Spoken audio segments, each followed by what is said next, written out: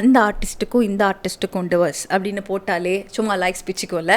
ஆனால் இது நம்ம வீட்டுக்குள்ளே நடக்கக்கூடிய டிவர்ஸ். வீட்டுக்குள்ளே ஒன்றா இருக்காங்க, எப்படி டிவர்ஸ் அப்படின்னு கேட்டிங்கன்னா அதுக்கு பெயர் தான் தூக்க டிவர்ஸ், ஸ்லீப் டிவர்ஸ். ஆமாம், புதுசாக கண்டுபிடிச்சிருக்கோம். கொரட்டை விடுறீங்களா, டிவர்ஸ்.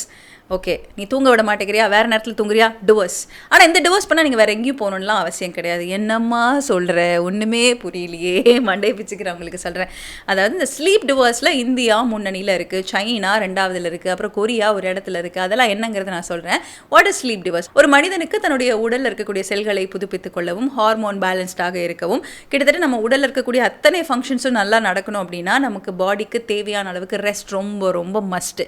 ஆனால் பெரும்பான்மையாக பல சிக்கல்கள், அதாவது சரியாக தன்னோட ஹெல்த்தை பாதுகாக்காதவங்க, உணவின் காரணமாக, வேலைப்பளுவின் காரணமாக நிறைய பேருக்கு தூங்கும் போது கொரட்டை பிரச்சனை இருக்கத்தான் செய்யுது.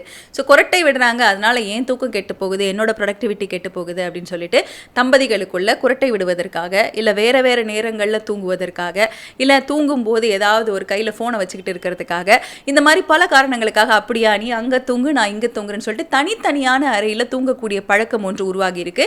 இதில் முன்னணி இடத்தை பிடித்திருப்பது இந்தியா அப்படின்னு சொல்லியிருக்காங்க. So sleep divorce is already here. 75% இந்திய தம்பதிகள் தனித்தனியாக தூங்குறாங்க அப்படின்னு சொன்ன உடனே என்னடா ஹார்ட் அட்டாக்கை கொடுக்குறீங்க, நான் இனிமேல் தானே கல்யாணமே பண்ணணும் அப்படின்னு நினைக்கிறவங்க எல்லாரும், உங்களுக்குள்ள இந்த மாதிரி பிரச்சனைகள் இருந்ததுன்னா ஒரு பெட்ரூம்குள்ளே போகிறதுக்கு முன்னாடி தயவு செஞ்சு ஃபோனை வெளியில் வச்சுருங்க.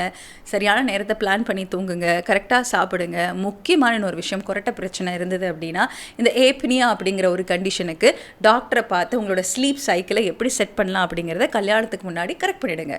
ஏன்னா 75% இந்தியாவில் ஸ்லீப் டிவர்ஸ் நடக்குதான். செகண்ட் பிளேஸில் சைனா இருக்குது, தேர்ட் பிளேஸில் கொரியா இருக்குது, ஃபோர்த் பிளேஸோ என்னவோ அமெரிக்கா இருக்குது. அமெரிக்கா பொறுத்த வரைக்கும் 50% 50% ஓகே வாப்பா அப்படின்னு சொல்லி கட்டி பிடிச்சி தூங்குறாங்க. இன்னொரு பக்கம் பார்த்துக்கிட்டிங்கன்னா இல்லை வேணாம் நீ அந்த ரூமில் படு, நான் இந்த ரூமில் படுக்கிறேன் அப்படின்ற மாதிரி அவங்களும் பிரிந்து தூங்குகிறார்கள். But India number 1.